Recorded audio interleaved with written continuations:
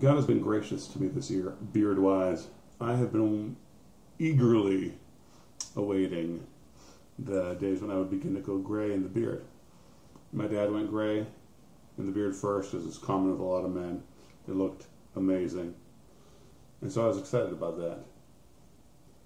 I've begun to go gray, but not in the way I expected. So what I think I see with most men, including my father, was that they go gray in the chin first, right?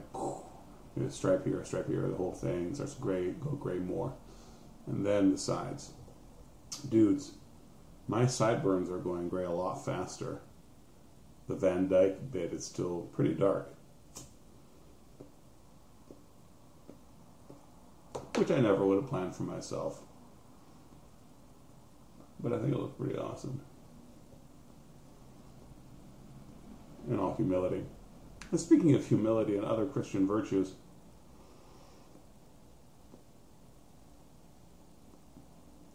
the topic today is one that's been requested by several folks.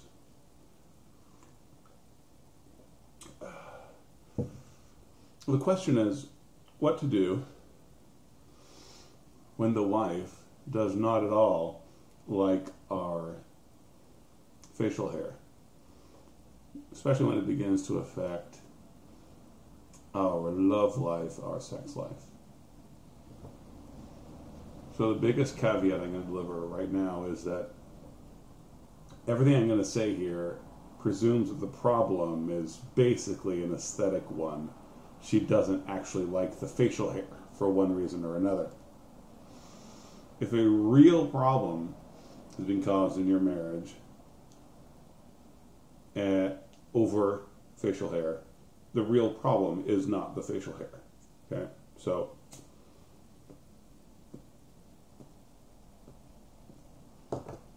please bear that in mind as I talk about this. But I also think that some of the things I'm going to say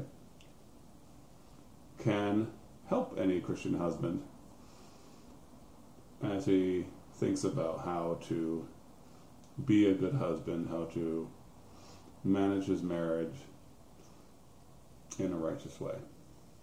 All right, so that caveat put to the side. Before I give any advice, I would like to say the following, that your wives should love your facial hair. Okay, I'm not saying that you should be an ass about that, but they should love your facial hair. Because your facial hair is how God made you. Now, that doesn't mean necessarily that God made you to only have mutton chops or whatever. But God made you the way He made you, and you have facial hair. You have a magnificent beard, or you have peach fuzz, or however it is that the Lord made you. Now, that is not as uncomplicated a thing to say as it might seem at first blush. Because your wife has been shaping herself for years, just in a way that she has been conforming her body to society's beauty expectations. She's put up with this for a long time. You probably have tastes and opinions about how she looks that require her, for example, to shave her legs or shave her armpits. Now, a lot of people just like it this way, and a lot of women want to be this way. They want to wear makeup. There's no brainwashing or conditioning, really. But for example, nonetheless, it's important to realize this is in the background. Okay.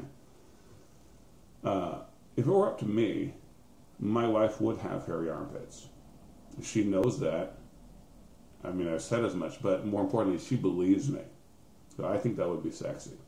So when it comes to any dispute over facial hair, I have the rhetorical high ground.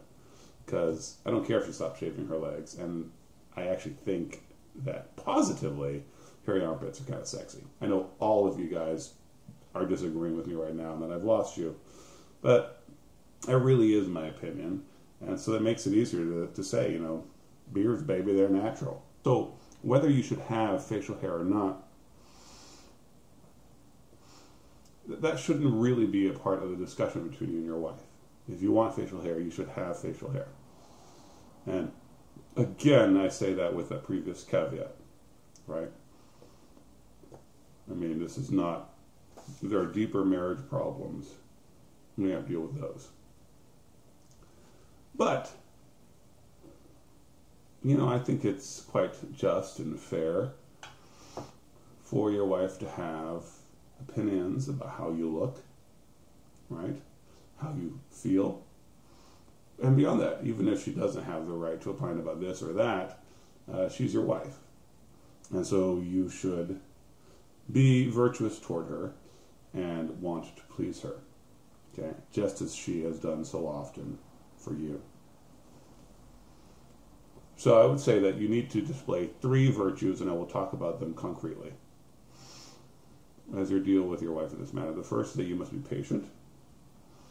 The second is that you should be charming. And the third is that you should be willing to compromise. So first, patience, which actually has a lot to do with what we've been talking about so far. People's attitudes about most things, including facial hair, how it looks and feels, are formed in infancy and youth by parents and friends, society, etc. They truly are the thoughts of the person. I'm not saying that people don't own their thoughts, but of course they're informed by their larger circle.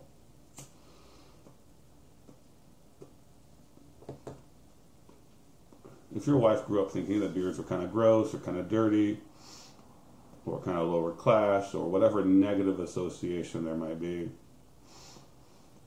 I mean, there's going to be a whole generation of women in 10 years who despise beards because they're too hipster. Then you just have to be patient with that. You have to rock your beard in a way that is gentle and kind and compassionate, not hitting her over the head with it. Patience comes in this way. You have your beard. You control the beard. Right? You don't throw this big bush in her face. And, you're willing to wait for her to come around.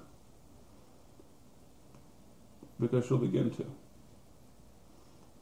Especially if you are charming and willing to compromise about it.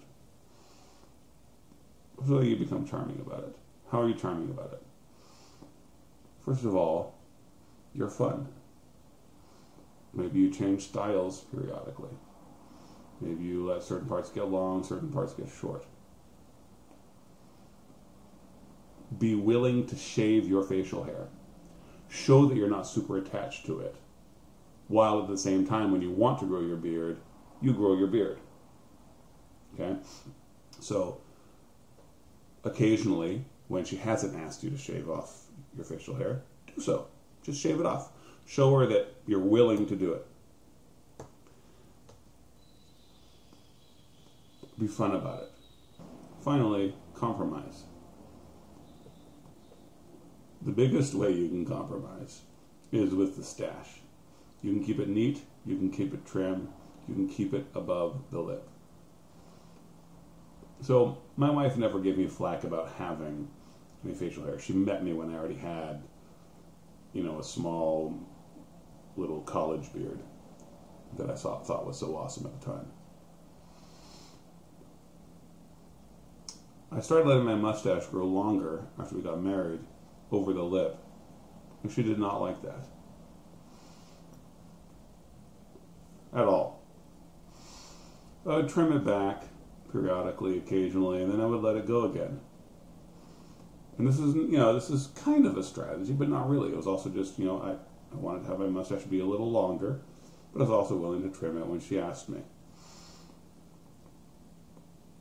And this has gone on for years. At this point, I would say that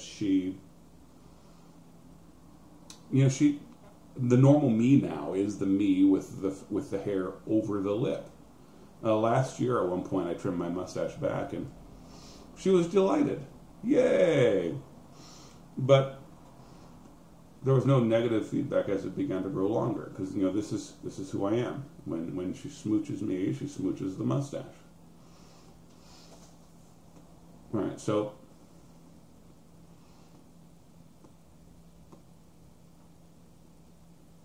be willing to compromise. Be willing to trim the old mustache. Be willing to keep this short if she doesn't like it bushy. Be willing to shave the neck or not. But also kind of push a little bit, kind of readjust the boundaries. Get her used to it. Because, Mama likes kissing me. There's no doubt about that. So trimming back the mustache can be just a little change of pace. And you all know that a change of pace in one's love is fun for both parties. Well, that's it. I suggest patience, charm, compromise. And all that is just being wise. Just be wise about how you handle it. If your wife freaks out over you having facial hair, or is not willing to love you with facial hair, there's a deeper problem that should be addressed. The facial hair is just the catalyst. But assuming all is hunky-dory, it's just an aesthetic thing. A little bit of wisdom, a little bit of patience, a little bit of charm, a little bit of compromise. And hey, 10 years from now, you'll be able to rock whatever facial hair you want.